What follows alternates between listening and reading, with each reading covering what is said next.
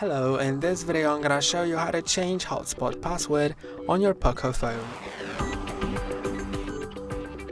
Change the hotspot password. First go to settings, then go to more connectivity options, then find the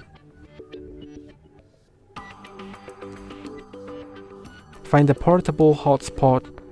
Then when you enable that, you can go to setup portable hotspot. Then you can view the password or you can change it. So I'm gonna delete the whole password and change it to at least 8 signs there have to be.